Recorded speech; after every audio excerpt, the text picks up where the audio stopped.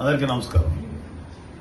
ఈరోజు అంటే మొన్న నామినేషన్ రోజు పిఠాపురంలో చాలా మంది ఇండిపెండెంట్లు క్యాండిడేట్స్ వేశారు. అందులో గీత అనే ఒక ఆవిడ వేసింది. ఆవిడని బెదిరిస్తూ కడప నుంచి ఒక లెక్చరర్ అంటే ఎవడో ఆవిడ బెదిరిస్తూ ఇండైరెక్ట్ గా బెదిరిస్తూ ఒక కాల్ చేశాడు. ఒకసారి అది మీరు వినండి, దీని తర్వాత మాట్లాడుకుందాం. హలో, చెప్పండి. గీతా భవాని గారా? మేము కడప నుంచి ప్రొఫెసర్ మాట్లాడుతున్నా, రాజగోపాల్ రెడ్డి. చెప్పండి సార్. మీరు నిన్న నామినేషన్ వేసినారు మీరే కదా? అవునండి. అవునా? కాదమ్మా, ఒకటి గుర్తు పెట్టుకో, ఎవరైనా సరే పవన్ కళ్యాణ్ మాటలు విని నష్టపోకూడదు. ఎవరు బాగా పనిచేస్తారో, ఇప్పుడు వంగా గీత గారు ఎవరే అండి, ఈ కాలంలో టెక్నాలజీ పెరిగిపోయింది. మేము జనసేన ఎవరు చెప్పారండి? జనసేన కాదు, జనసేన కాదు, ఇండిపెండెంట్ గానే నేను అనింది. అంటే ప్రజాస్వామ్యంలో ఎవరికైనా వేసే హక్కు ఉందిలేండి, కానీ అట్లా కాదు.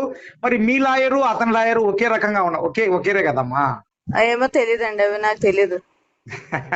ఏం కాదు. మీరు కడప నుంచి నాకు ఫోన్ చేశారు ఎందుకండి? మేము నగ్గుతాము, నగ్గపోవడం తర్వాత విషయం. మీరు అలా ఫోన్ చేయకూడదు కదా. అంటే నేను బెదిరించడం కాదు, నేను ఒక లెక్చరర్. నేను ఏమంటున్నానంటే కాల్స్ వస్తున్నాయి. కాదమ్మా, నేను అనేది ఏంటంటే, నేను అమ్మ అంటున్నా చూడు. నేను అనేది ఏంటంటే, ఇప్పుడు నేను అనేది ప్రజాస్వామ్యంలో ఎవరైనా పోటీ చేయొచ్చు, ఇది మన డెమోక్రటిక్ కంట్రీ ఇది. కానీ నేను అనేది అంటే ఇంటెన్షనల్ గా పోటీ చేయకూడదు అంటున్నా. ఇంటెన్షనల్ అంటే ఏమని, కోపము, వాళ్ళ మీద పగ, అట్ట కాదు. మేము అలాగైతే వేయలేదు. కాదమ్మా, మీ నోటరీ అతని నోటరీ ఒకటే ఉంటే అది ఇంటెన్షనల్ కాదమ్మా. మీ దగ్గరకు వచ్చినాయండి ఆ నోటరీలు అయ్యి? మా దగ్గర ఉన్నాయి. మేమేమనుకుంటున్నాం, మాది ఐటీ వింగ్ అమ్మా.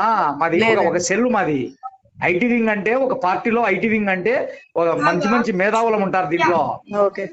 అది మేము ఎట్లా తెలుసుకున్నాము అంటే, మీ అప్పడబిట్టు నాది ఇప్పుడు పంపిమంటారా? మీ అప్పడబిట్టు ఎట్లయినా చూడండి. మేడం గారు, గొల్లప్రోలు, ఉప్పాడ, ఇది కొత్తపల్లె చూడండి.